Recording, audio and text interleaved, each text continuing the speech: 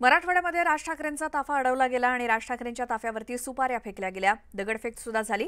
त्यालाच मनसैनिकांनी काल ठाण्यामध्ये उत्तर दिलं, अशी प्रतिक्रिया मुख्यमंत्री एकनाथ शिंदेंनी दिली। कालची घटना ही ॲक्शनला रिॲक्शन होती, पण असं आंदोलन कुणालाच अपेक्षित नव्हतं असं मुख्यमंत्री म्हणाले। त्यावरती संजय राऊतांनी प्रत्युत्तर दिलं।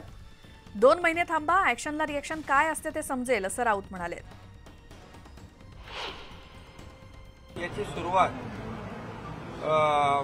राज ठाकरेंच्या दौऱ्यामध्ये मला वाटतं मराठवाड्यात केली, उबाटाच्या लोकांनी केली। खरं म्हणजे हे आपली संस्कृती नाही आहे, ही आपली परंपरा नाही आहे महाराष्ट्राची।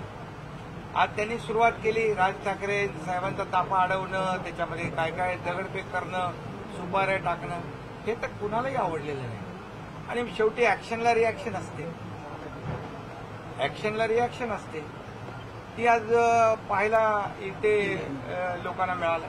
आज सरकारमुळे महाराष्ट्रातलं कायदा सुव्यवस्था या सगळ्या बिघडलेल्या आहेत, त्यामुळे त्याचे परिणाम आपण पाहतोय की सर्वसामान्यातही जगणं मुश्किल आहे।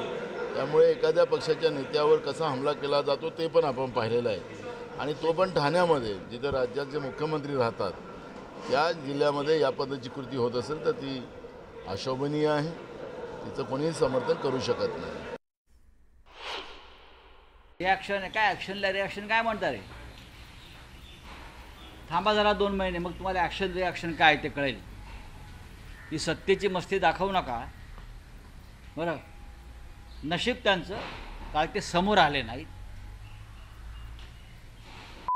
डरपोकांसारखे काळोखात लपून काहीतरी फेकत होते। जर समोर असते तर त्यांना शिवसैनिक काय आहे आणि महाराष्ट्र काय आहे हे दिसलं असतं। औरंगजेब फॅन क्लबनी राज ठाकरेंवरती सुपाऱ्या फेकून जी उंगली केली, त्याचे पडसाद ठाण्यामध्ये शेण फेकून आणि नारळ फेकून झाले। त्यामुळे प्रथम चूक कोणी केली आणि प्रथम उंगली कोणी केली हा विषय महत्त्वाचा आहे। राज ठाकरे साहेब देखील एक या राज्याचे नेते आहेत, त्यांचे स्वतःचे पदाधिकारी आहेत, ॲग्रेसिव्ह पदाधिकारी आहेत, त्यांना मानणारा गट आहे। त्याच्यामुळे राज ठाकरेवर केलेल्या कृत्याचा त्याच्या कार्यकर्त्यांनी हल्ला केला त्याचं मी समर्थन करत नाही, परंतु ॲक्शनला रिॲक्शन ही येणारच। सुपाऱ्या टाकून हल्ला करणं किंवा ह्या सगळ्या गोष्टी राजकारणामध्ये योग्य नाहीत। जे आपण तोंडानं बोलतो तो पण ठीक होतं। आज अशा परिस्थितीमध्ये ही परिस्थिती कोणी निर्माण केली सुरुवातीला, याचा देखील महाराष्ट्राच्या जनतेनं अभ्यास करणं गरजेचं आहे। आणि पहिल्यांदा ज्यांनी केलं त्यांना मग धडा शिकवण्यासाठी दुसऱ्यांनी केलं, त्याच्यामुळे सुरुवातीला हे पहिलं करायलाच नाही पाहिजे होतं। आणि सुरुवातीला जे काही झालं त्याचा आम्ही जाहीरपणाने निषेध करतो। त्याचे पडसाद जे काल ठाण्यामध्ये उमटले ते देखील प्रत्युत्तर देण्यासाठी उमटलेले होते। जर सुरुवातीला हे घडलंच नसतं तर त्याची प्रतिक्रिया अशी आली नसती। काल जी घटना झाली मुंबईच्या आजूबाजूच्या एरियामध्ये ती अतिशय दुर्दैवी आहे, वाईट आहे। मी त्याचा जाहीर निषेध करते आणि मला प्रश्न या राज्याच्या गृहमंत्र्यांना विचारायचा आहे की गृह मंत्रालय काय करते? उद्धवजींच्या गाडी हल्ला होईस्तोवर घटना पडली, मग सिक्युरिटी काय करत होती, यांचा इंटेलिजन्स काय करत होता? तर ठाण्यामध्ये मनसैनिकांनी केलेल्या राड्याची जबाबदारी स्वीकारत मनसे नेते अविनाश जाधव यांनी थेट संजय राऊतांना चॅलेंज केलं।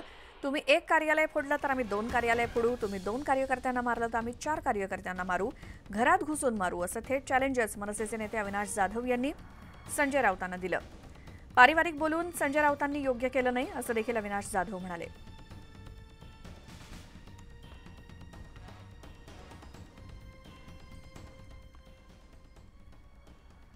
यानंतर थेट जाऊयात अकोल्यात। देवेंद्र फडणवीस